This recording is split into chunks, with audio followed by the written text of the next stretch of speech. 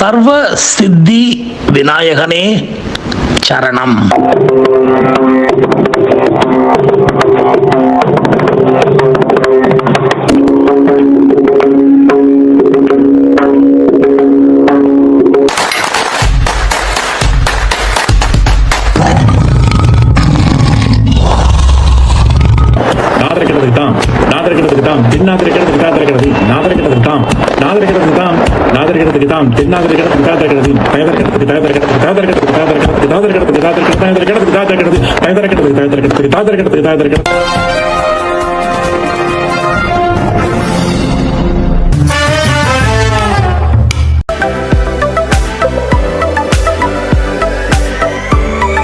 அந்த காரோட விலை 11 12 கோடி ரூபாய். சென்னையில் நம்ம வீட்டு வாசலுக்கு வந்து நம்ம கராஜுக்குள்ளே அதை வைக்கணும்னு சொன்னால் இவ்வளவு காசு கொடுத்து வாங்க வேண்டியிருக்கும். அதனோட விலை லண்டனில் இல்லைன்னா அமெரிக்காவில் கிட்டத்தட்ட 6-6.5 கோடி ரூபா இந்தியா மதிப்பில். அதுக்கு டேக்ஸு கெக்ஸு அது இதெல்லாம் பே பண்ணி டியூட்டி எல்லாம் கொடுத்து இந்தியாவுக்கு கொண்டு வந்து அதை சென்னையில் இருக்கிற நம்ம வீட்டுக்கு கொண்டு வரத்துக்கு தான் 11 12 கோடி ரூபா ஆகும். அந்த கார் தான் ரோல்ஸ் ராய்ஸ் பேண்டம் அப்படின்னு லேட்டஸ்ட் மாடல். நல்ல பெரிய பியூட்டிஃபுல் காரு. ஒன்லி மிகப்பெரிய ஆட்கள் தான் அஃபோர்ட் பண்ண முடியும். அஃப்கோர்ஸ் நம்ம சென்னையில் இவர் வச்சுருக்காரு விஜய். அதே மாதிரி பல பேர் வச்சுருக்கலாம் தமிழ்நாட்டில். அண்ட் மற்ற நடிகர்களும் சில பேர் வச்சுருக்கலாம், நமக்கு தெரியாது. பட் விஜய் ரோல்ஸ் ராய்ஸ் வச்சுருக்காருன்னு தெரியும். 2-3 தடவை அவர் அந்த காரில் போகிறது வருது எல்லாம் சொல்லி காமிச்சாங்க டிவியில். அதை வச்சு தெரியும். அப்படியாக இன்னொரு 19 கார் பேண்டம் 2024 மாடல் வந்து நிற்குது. நம்ம டைரக்டர் கதாநாயகன் அக்னீஸ்வரன் வீட்டு வாசலில். அக்னீஸ்வரன் ஒரு 14-15 வருஷமாக தமிழ் ஃபீல்டில் பிரபலமாக இருக்கிற கதை, திரைக்கதை, வசனம், இயக்கம் எல்லாம் செய்கிற ஒரு ப்ரொடியூசரும் கூட. அதாவது அக்னீஸ்வரனுடைய கடைக்கண் பார்வை பட்டு விட்டால் ஒரு கல் கூட நடித்து ஓஹோன்னு வந்து கோடி கோடியாக சம்பாதிக்குங்கிறது எல்லாருக்கும் தெரிந்த விஷயம். ஸோ அவர் வீட்டு வாசலில் எப்போ ஒரு 100 பேர் நின்றுக்கிட்டே இருப்பாங்க. ஒரு ஏக்கரில் பியூட்டிஃபுல் ஹவுஸு ஊருக்கு வெளியில். அந்த ஹவுஸில் கிட்டத்தட்ட ஒரு 15 பெட்ரூம் இருக்கும். அது இருக்கும் பிரமாதமான தோட்டம். உள்ளேயே அவருக்கு வந்து மிருகங்கள் மேலே ரொம்ப இன்ட்ரெஸ்ட்னால நிறைய மிருகங்களை வளர்ப்பார். ஒரு 4-5 குதிரைகள் அது இதெல்லாம் கூட இருக்குது. காலையில் ஹார்ஸ் ரைடெலாம் பண்ணுவார். அண்ட் ஒரு நல்ல ஃபேமிலி. அவர் ஒய்ஃபு 2 குழந்தைகள். கிட்டத்தட்ட 44-45 வயசு தான் ஆகுது. ஆனால் ஒரு 30 வயசில் இண்டஸ்ட்ரியில் அசிஸ்டன்ட் டைரக்டரெலாம் இருந்து டக்குன்னு ஒரு படம் டைரக்ட் பண்ணி ஓஹோன்னு வந்துட்டார். அதுக்கப்புறமா அவருக்கு கான்ஃபிடென்ஸு. பெரிய நடிகர்கள்லாம் அவர் கூப்பிட்ட குரலுக்கு ஓடி வந்துடுவாங்க. மற்ற படம் ஏதாவது இருந்தால் கூட அந்த படம் கேன்சல் பண்ணிக்கிறேன் சார், இல்லைனாக்கா நான் கொஞ்ச நாள் கழிச்சு டேட் கொடுக்குறேன்னு சொல்லிட்டு இவர் படத்துக்கு ப்ரையாரிட்டி அந்தளவுக்கு. ஏன்னா இவர் படத்தில் நடித்தால் சம்பளம் டபுள் ஆகிடும். பெரிய நடிகரும் சின்ன நடிகரும் யாராக இருந்தாலும் அவனுக்கு மவுஸு சர்றன்னு ஏறிடும். அப்படிப்பட்ட அக்னீஸ்வரன் படத்தில் நடிக்க அத்தனை பேரும் துடிக்கிறார்கள். அண்ட் இண்டஸ்ட்ரியில் அக்னீஸ்வரனில் ஒரு தனி மரியாதை, மதிப்பு. எங்கே உள்ள நுழைஞ்சாலும் எல்லாரும் அட்டென்ஷனில் எழுந்துருன்னு ஹலோ சார் வாங்கம்பாங்க. அந்த அளவுக்கு ஒரு பண்பான நல்ல மனிதன். ஆனால் அவனும் மனுஷன் தானே. அப்படிப்பட்ட அக்னீஸ்வரன் வீட்டு வாசலில் இந்த ரோல்ஸ் ராய்ஸ் கார் வந்து நிற்க ஒய்ஃபை பார்த்து, ஏய் என்ன Sulochana, come on let's go for a drive. எங்கள் பசங்க எங்கே கூப்பிடு அப்படின்னு சொல்ல 16 வயசு இருக்கிற பசங்க, ஒரு பையனும் பொண்ணும் ஓடி வர, வாங்கடா come on let's go for a drive and ஏதாவது ஹோட்டலில் சாப்பிட்டு வரலாம்னு சொல்லிட்டு அந்த புது காரை அவரே ஓட்டி கொண்டு போய் ஹாப்பியாக. அதுக்கு முன்னாடி மத்தியானம் அவர் வந்த உடனே ப்ராக்டிஸ்லாம் பண்ணி பார்த்து எப்படி இருக்குது வண்டி எல்லாம் பண்ணிட்டாரு. ஸோ இப்போ ஃபேமிலியை கூட்டிக்கிட்டு ஜாலியாக ஒரு டிரைவ் போய் ஹாப்பியாக ஒரு one of the best 5 star ஹோட்டல்ஸில் உட்காந்துக்கிட்டு 2 ட்ரிங்கை சாப்பிட்டுட்டு ஹாப்பியாக அருமையான சாப்பாடையை சாப்பிட்டுட்டு ஃபேமிலியை குஷிப்படுத்தி வீட்டுக்கு கூப்பிட்டு வர்றாரு. நைட்டு ஒரு 12:30 மணி ஆகிடுது. குழந்தைங்கள்லாம் ஒரே சந்தோஷம், ஹாப்பி. அண்ட் ஒய்ஃபுக்கு ரொம்ப சந்தோஷம், இப்படிப்பட்ட ஒரு கணவன் கிடைத்தாருன்னு. அண்ட் ஜென்டில்மேன் அண்ட் நல்ல புத்திசாலி, புத்திசாலி. ஒரு கதையை எடுத்தாருன்னா அந்த கதையை சும்மா பியூட்டிஃபுல்லாக ரியலைஸ் பண்ணி அந்த கதை நிச்சயமாக ஜெயிக்கும்னா தான் எடுப்பார். அவர் மனசுக்கு ஃபுல்லாக தோணணும். அதே மாதிரி ஜெயித்தே தீரும் அப்படிங்கிற மாதிரி அவர் எடுத்த ஒரு 15 வருஷத்தில் ஒரு 26-27 படம் எடுத்திருக்காரு. அதில் 90% ஹிட்டுனா பார்த்துங்களேன். ஒரு 10% வந்து ஃபெயிலியர் கிடையாது, பட் பெரிய ஹிட் இல்லை, அவ்வளோதான். ஸோ அது கூட அப்படியே மண்டையை உடச்சிப்பார். ஒரு கேல்குலேஷன் போட்டு அடடா இந்த படத்தை இன்னும் ஒரு 4-5 வருஷம் கழிச்சு எடுத்துருக்கணும் போட்டுருக்குது அப்படியெல்லாம் நினைப்பார். ஏன்னா எதனால அது வந்து ஆவரேஜாக போச்சுன்னு அவருக்கு வந்து கவலை வந்துடும். பாக்கியெல்லாம் ஹிட்டு. அண்டு அவர் தொட்டதெல்லாம் பொண்ணு தான் வச்சுக்கோங்க. பணம் கொட்டணும் கொட்டி குவிஞ்சிருச்சு. என்ன பண்ணுறது எது பண்ணுறதுன்னு தெரியாமல் ஒரு அருமையான வீடு வாசல் அது இது பந்தோபஸ்து எல்லாம் இருக்குது. ரொம்ப ஹாப்பியாக இருக்கார். எல்லோரும் சந்தோஷமாக இருக்கணும்னு நினைக்கக்கூடிய ஆள். எல்லாரையும் சந்தோஷமாக வைத்துக் கொள்கிறார். அதில் வந்து எந்த விதமான டவுட்டும் கிடையாது. அதாவது மற்றவங்கெல்லாம் வந்து 1 லட்ச ரூபா கொடுத்தா இவர் படத்தில் நடித்தா 3 லட்சம். அதாவது கேட்கவே வேணாம். 3 டைம்ஸ் அவங்க என்ன வாங்குறாங்க, போன படத்தில் என்ன வாங்கியிருக்காங்கன்னு மேனேஜர்லாம் விசாரிச்சுட்டு வருவாங்க. சார் போன படத்துக்கு அவர் 1 லேக் வாங்கியிருக்கார் சார் அப்படின்னு சொன்னால் ஒரு சின்ன ஆர்டிஸ்ட்டுக்கு ரைட் 3 லேக்ஸ் செக் போட்டு பண்ணுறாரு. அதாவது 3 டைம்ஸ் போடணுங்கிறது ஆட்டோமேட்டிக். அதே மாதிரி பெரிய ஹீரோலாம் 3 கோடி 2 கோடி வாங்குறாருன்னா குடியா ஒரு 7 கோடி 8 கோடி குடியா. ஏன்னா பிகாஸ் இவருடைய பேருக்கே பிஸ்னஸ் ஆகுது. அப்படி இருக்கிற போது இவர் எந்த விதமான கவலையும் படாமல் தான் பெற்ற இன்பம் வையகம் பெருகன்னு எல்லாரும் சந்தோஷமாக இருக்கட்டும் அப்படின்னு இவர் படத்தில் எப்படியாவது ஒரு ரோல் கிடைக்கணும்னு எல்லாரும் ஆளாக பறப்பாங்க. அதே மாதிரி சின்ன சின்ன கேரக்டர் அந்த கேரக்டர் இந்த கேரக்டர் எல்லாம் நாடகத்தில் நடிக்கிறவங்களுக்கெல்லாம் கூப்பிட்டு என்கரேஜ் பண்ணுவார். அந்த மாதிரி ஒரு நல்ல மனிதர் அக்னீஸ்வரன் அப்படிங்கிறவர். ரொம்ப ஒரு நல்ல மனிதன், நல்ல ஒரு ஆள். அப்படிப்பட்ட ஆளுக்கு எந்த விதமான கெட்ட பேரும் கிடையாது அவருக்கு இண்டஸ்ட்ரியில். அப்படிப்பட்ட ஆள் ஃபேமிலியோட சந்தோஷமாக ஹாப்பியாக இருக்கார். அண்ட் எந்த விதமான தவறான விஷயங்களுக்கு போகாதவர், நல்லவர். இண்டஸ்ட்ரியில் ஒரு எக்ஸாம்பிள். எல்லோரும் இருந்தால் இவரை மாதிரி இருக்கணும் அப்படின்னு நினைக்கிறவங்க. இப்போ திடீர்னு இந்த கேரளாவில் ஹேமா கமிட்டி இதெல்லாம் வந்த உடனே அவருடைய மனைவி ஸ்லோச்சனா அன்றைக்கி நைட்டு டின்னர்லாம் முடித்து வந்து எப்படி கார் டிரைவர்னு கேட்குறாரு. சூப்பர் சூப்பர் பிரமாதமாக இருந்ததுங்க, நல்ல ரோல்ஸ் ராய்ஸ் கார்லாம் என் வாழ்க்கையில் நான் போவேன்னு நினச்சது கிடையாது. ஆனால் இப்போ நிஜமாலே நான் ரோல்ஸ் ராய்ஸ் காரில் நீங்கள் போனேங்கிறது உங்களை கல்யாணம் பண்ணிக்கிட்ட ஒரே அதிர்ஷ்டம்தான் ஒன்றுலாம் சொல்லிவிட்டு, எங்க கேரளாவை போட்டு கலக்குதுங்களே இந்த ஹேமா கமிட்டியோட இது பார்த்தீங்களா? ஆமாம், இவன் பெரிய தலைகள்லாம் கூட இன்வால்வ்டுன்னு கேள்விப்பட்டேனே. எங்க உங்கள் மேலே ஒன்றும் பிரச்சனை கம்ப்ளைண்ட் பண்ணி ஒன்றும் வந்துடாதுங்களே அப்படின்னு கேட்க, என்னது எம் பேர் இல்லையா, வர சான்ஸ் இல்லைன்னு நினைக்கிறேன். என்னங்க இழுக்கிறீங்க? இல்லைம்மா, ஆரம்ப காலத்தில் 1-2 சின்ன தப்புகள் பண்ணியிருக்கேன், பட் சான்ஸ் இல்லைன்னு நினைக்கிறேன் அப்படின்னு. பண்ணியிருக்கீங்களா? என்ன பண்ண முடியும், நானும் மனுஷன் தானே அப்படின்னு அவர் சொல்ல, அவர் வயசு லோச்சனாவுக்கு முகம் மாறுது. ஐயோ எங்க வெளில தெரிஞ்சால் ரொம்ப அசிங்கமாயிடுமுங்க, அவமானம் ஆயிடுமே. இந்த பாரு, எனக்கு ஒன்று ரொம்ப பிடிக்குது. அதாவது புருஷன் தப்பு பண்ணியிருக்கிறாரே ஐயோ அப்படின்னு நினைக்காம, வெளியே தெரிஞ்சா அவமானம் ஆகிடும் அசிங்கம் ஆகிடுன்னு எனக்கு லைசன்ஸ் கொடுக்குற பற்றியா நீ? இனிமேலும் நான் தப்பு பண்ணால் ஓகேங்கிறிய அந்த இடத்துல தான் ஸ்லோச்சனா ஒன்று ரொம்ப பிடிச்சிருக்கு. நீ ரொம்ப ஸ்லோவாக நினச்சேன், ஆனால் இந்த விஷயத்தில் ஃபாஸ்ட்டாக இருக்க. நான் ரொம்ப ஸ்லோமாக அந்த விஷயத்தில். அதாவது அப்போது 1-2 சின்ன தவறுகள் நான் பண்ணியிருந்தாலும் அதுக்கப்புறமா திருந்தி நான் எந்த தப்புமே பண்ணுறது கிடையாது. அண்ட் ஒன்லி என்னுடைய தொழில் தான். அதுவும் எஸ்பெஷலி ஒன்று கல்யாணம்லாம் பண்ணிக்கிட்ட அப்புறம் நினச்சி கூட பார்க்குறது கிடையாது எதையுமே அப்படின்னு சொல்ல, அவள் முகத்தில் ஒரு பிரகாசம், பெருமை, தன்னுடைய கணவன் அப்படி கிடைச்சது ஒரு அதிர்ஷ்டம் நினச்சி அனைத்து அவனுக்கு இச்சு கொடுத்துட்றான். அடனே 47 வயசில் இச்சு கிடைச்சா அவ்வளோ சந்தோஷப்படுவான். அப்படியாக வாழ்க்கை நல்லபடியாக போய்கிட்டு இருக்கு. 10 நாள் மேலே சொன்ன அந்த கேரளா கமிட்டி டாப்பிக்கை பற்றியெல்லாம் பேசினோமே, தமிழ் ஃபீல்டும் கொழுந்து விட்டு எரிய ஆரம்பிச்சிருச்சு. அதாவது கேரளாவில் பல பெரிய தலைகள்லாம் தவறு பண்ணியிருக்காங்கங்கிற போது, என்னையா நம்ம தமிழ் ஆட்கள்லாம் சும்மா இருந்திருப்பானுங்களா? கேரளாவில் மட்டும்தான் அப்படியா? இப்படியே தான் இன்றைக்கி யூடியூப் சேனல் ஆயிரக்கணக்கில் இருக்குல்ல, ஆந்திராவில் பற்றிக்கிச்சு, அதே மாதிரி தமிழ்நாட்டில் பற்றிக்கிச்சு, அண்டு ஹிந்தி ஃபீல்டில் பற்றிக்கிச்சு. இந்த மாதிரி எல்லா இடத்துலையும் பற்றிக்க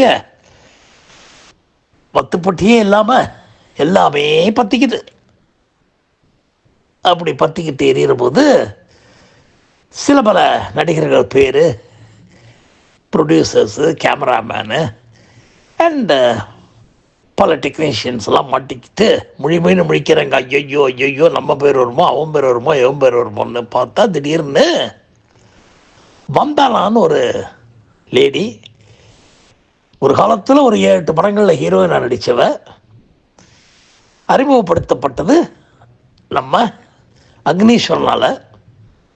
அதுக்கப்புறம் அந்த படம் நல்லா ஓடினதுனால அவளுக்கு ஒரு 7-8 படங்கள் கிடைக்க, அந்த 7-8 படங்களில் சரியாக ஓடாமல், அதே மாதிரி அவளை சரியாக கைட் பண்ண ஆளுங்களும் இல்லாமல் தவறான ஹேபிட்ஸ் எல்லாம் உள்ளே போய் அந்த தப்பான ஆட்கள்கிட்ட மாட்டிக்கிட்டு மார்க்கெட் அழிஞ்சு பாவம் இன்னைக்கு எதுவுமே இல்லாமல் கஷ்டப்பட்டு கொண்டு கிடைக்கிறாள். அவ ப்ரொடியூசர்ஸ் கவுன்சில் அண்ட் நடிகர் சங்கத்தில் போயிட்டு ஒரு கம்ப்ளைண்ட் லான்ச் பண்ணி அந்த காப்பியை போலீஸ் கமிஷனர் ஆஃபீஸ்லேயும் கொடுத்து, எனக்கு நியாயம் நீதி வேண்டும், அதாவது ஒரு 13 வருடத்துக்கு முன்னாடி என்ன பாலியல் துன்பம் கொடுத்துட்டாரு நம்ம பெரிய டைரக்டராக இருக்கிற அவர் பேரை சொல்லவே எனக்கு ஒரு மாதிரி இருக்கு. நான் வேண்டாம் வேண்டான்னு கதற போது, நான் ஒரு சின்ன பெண், அப்போ 15-16 வயசு தான், 18 வயசு கூட ஆகாத பெண்ணை அவர் என்னெல்லாமோ செய்துட்டார், வச்சுட்டார், போயிட்டார்லாம் சொல்ல, அவ்வளவுதான். செய்தி சேனலுக்கெல்லாம் நியூஸு லட்டு மாதிரி கிடைக்க சும்மா இருப்பானுங்களா? போட்டு விட்டு அக்னீஸ்வரன் மீது பாலியல் புகார், அக்னீஸ்வரன் மன்மத விளையாட்டு, அந்த காலத்தில் என்னென்ன செஞ்சிருக்காரு பாருங்க, இன்னைக்கு என்னவோ நல்ல மனுஷன் மாதிரி வேஷம் போடுறாரு, ஆனால் இவரும் ஒரே குட்டையில் ஊறிய மட்டை, அது இதுன்னு போட்டு அக்னீஸ்வரா ஒரு சிறிய பெண்ணை, வயதுக்கு வராத பெண்ணை போட்டு இந்த மாதிரிலாம் பண்ணிட்டியே, நியாயமா தர்மமா இதுவா அதுவான்னு போட்டு எல்லாரும் போட்டு உழுக்கிறானுங்க. ஏன்னா அந்த பொண்ணு பாவம் ஒன்றும் இல்லாமல் கஷ்டப்படுது, பல விதமான பேட் ஹேபிட்ஸில் மாட்டிக்கிட்டு முடிச்சுது, கையில் 10 பைசா இல்லாமல் அலையுது, எத்தத்தினா பித்தந்தளியும் எதை வச்சு பணம் பண்ணலான்னு அதுக்கு ஒரு ஆசை. அதுக்கு ஏதோ இவனுடைய ஞாபகம் வர, அந்த காலத்தில் இவர் படம் 3வது படமோ 4வது படமோ டைரக்ட் பண்ணுற போது 2-3 படம் ஹிட் ஆகி போச்சு. இந்த படத்தில் இந்த வந்தனாங்கிற பொண்ணுக்கு ஹீரோயின் ரோலை கொடுத்து அந்த படத்தில் நடிக்க வச்சு ஓஹோன்னு வந்திருக்கு. அப்படி இருக்கிற போது இன்னைக்கு அந்த பொண்ணு பணம் பண்ண நல்ல வழி அப்படின்னு சொல்லிட்டு இவர் இதெல்லாம் பண்ணி வச்சு போனதில் எனக்கு மென்டலி அப்செட் ஆகிட்டேனா.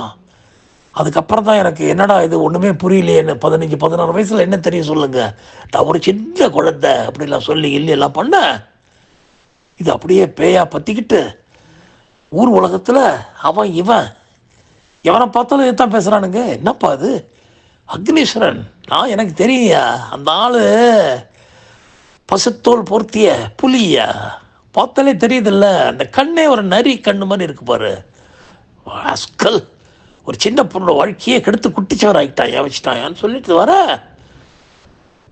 அக்னீஸ்வரன் ஒய்ஃபுக்கு ரொம்ப இதாக போச்சு. என்னடா இது, இந்த மாதிரி குடும்பத்துக்கு அவமானம் ஆகி போச்சு, அதாகி போச்சு, இதாக போச்சு.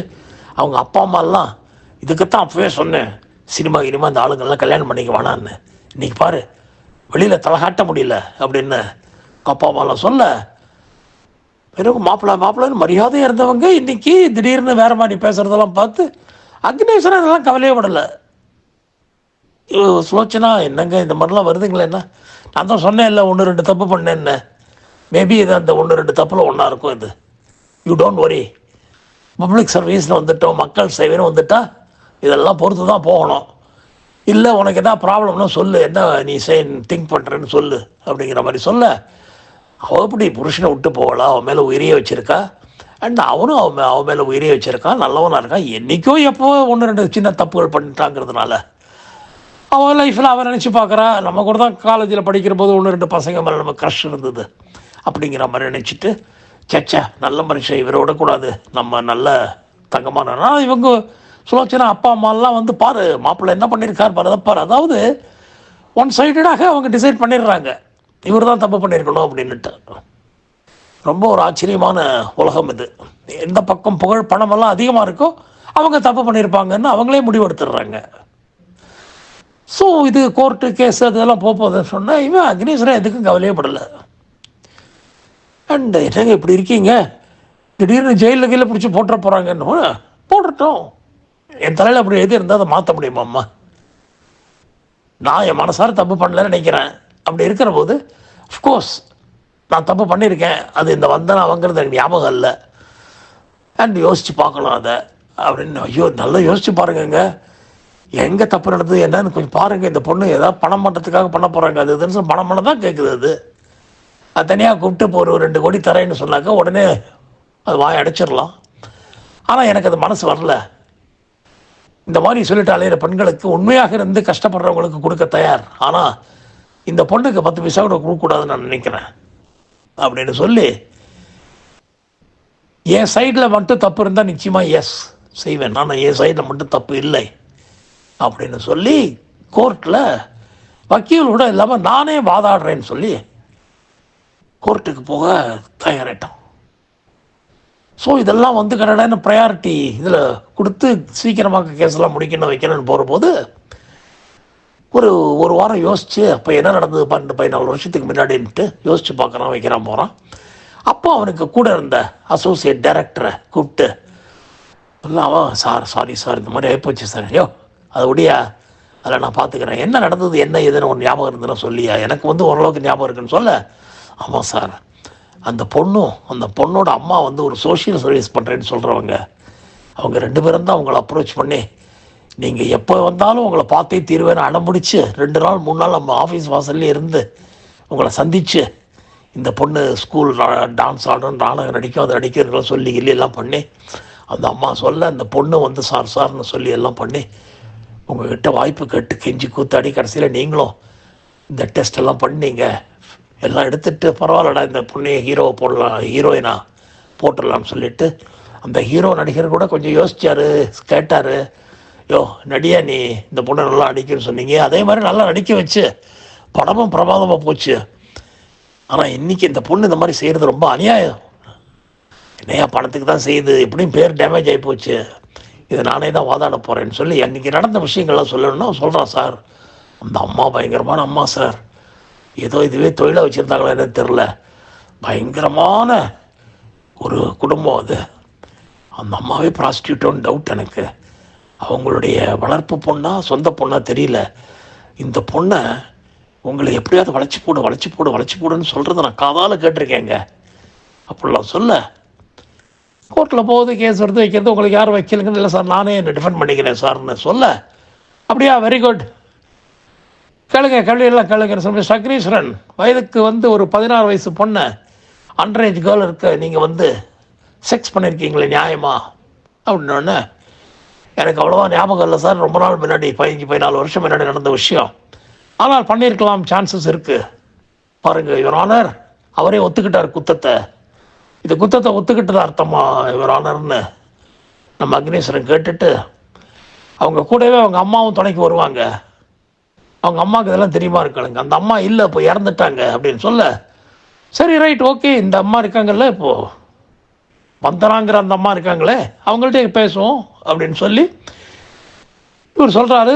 இது நடந்தது உண்மை, ஆனால் இதில் எந்த விதமான பாலியல் சீண்டல் எதுவும் கிடையாது, விரும்பி நடந்தது, இருவரும் விரும்பி நடந்த விஷயம், அதனால் இதில் கேஸ் இருக்கிறதா எனக்கு தெரியல, அதை நான் எப்படி ப்ரூவ் பண்ணேன்னு நீங்கள் சொல்கிறீங்கன்னு சொல்லுங்கள், நான் ப்ரூவ் பண்ணுறேன், அதுக்கு என்ன சாட்சி, என்னுடைய அசோசியேட் டைரக்டர் அசிஸ்டன்ட் டைரக்டர்ஸ் எல்லாரும் சாட்சி, அவங்க முன்னாடி நடந்தது, அவங்க முன்னாடி இது நடக்கல, ஆனால் அவங்க எவ்வளோ இன்ட்ரெஸ்ட் காமிச்சாங்கங்கிறதுக்கு அவங்க சொல்லுவாங்கன்னு சொல்ல. அந்த 3-4 பேர் சாட்சியில் ஆமாங்க இந்த வந்தனாங்கிற பொண்ணு அவங்க கூட வந்திருந்த அவங்க அம்மாவோ ஆண்டியோ எப்படியாவது டைரக்டரை வளைச்சிடணும்னு சொல்லிட்டு அவ்வளோ தூரம் இது பண்ணாங்க. எங்கள் கிட்டலாம் கூட ரொம்ப ஃப்ரெண்ட்லியாக இருப்பாங்க, ஃப்ரெண்ட்லியாக இருந்து நாங்கள் கிட்ட போனாலே உடனே எங்களை தோள் மேலே கையெல்லாம் போட்டு பேசுவாங்க இந்த வந்தனா, இன்னைக்கு திடீர்னு அப்படி மாறிட்டாங்க வச்சுட்டாங்கன்னு சொல்ல. ஜட்ஜிட்ட கேட்டார் கடைசி அக்னீஸ்வரன், நான் ஒரு சினிமா டைரக்டர், நான் படம் எடுக்கிறேன் வைக்கிறேன், தவறு செஞ்சுட்டேன்னு சொல்கிறீங்க, நிச்சயமாக நான் அந்த மாதிரி தவறை ஒன்று செய்யலை, ஆனால் அந்த பக்கமும் விருப்பம் இருந்ததுனால செஞ்சேன், அன்னைக்கு இந்த 16 வயசு 18 வயசு ரூல்லாம் இருக்கான்னு தெரியாது, நான் ஒரு இளைஞனாக இருந்தேன், இந்த பெண் என்னை வளைச்சி போட்டது, இதுதான் நடந்த உண்மை. இப்போ நீங்கள் என்ன தீர்ப்பு கொடுத்தாலும் நான் அதுக்கு கட்டுப்பட தயாராக இருக்கேன்னு சொல்ல ஜட்ஜு மண்டையை உடச்சிட்டு யோசித்து பார்த்துட்டு, ஒருவேளை நீங்கள் அந்த பொசிஷனில் இருந்தால் என்ன பண்ணியிருப்பீங்க ஜட்ஜி அவர்களே, அந்த தண்டனை எனக்கு கொடுங்கங்கிறாரு. கேஸ் டிஸ்மிஸ் ஆகிவிடுது. அக்னீஸ்வரன் எந்த கவலையும் இல்லாமல் 10 பைசா அந்த பொண்ணுக்கு கொடுக்காம வெளியே வந்து விட்டார். ஆனால் அந்த கெட்ட பேர் மட்டும் கொஞ்ச நாளைக்கு மக்கள் சீக்கிரம் மறந்துடுவாங்க, இருந்தாலும் சொந்தக்காரங்கள்லாம் மறக்க மாட்டாங்களே, அந்த கரை மட்டும் ஒருவேளை படிந்தது. மற்றபடி இன்றும் கொடிகட்டி பறந்து கொண்டு இருக்கிறார் நம்ம அக்னீஸ்வரன். கதை முற்றும். அவ்வளோதான். அடுத்த கதையில் சந்திப்போம். நன்றி, வணக்கம்.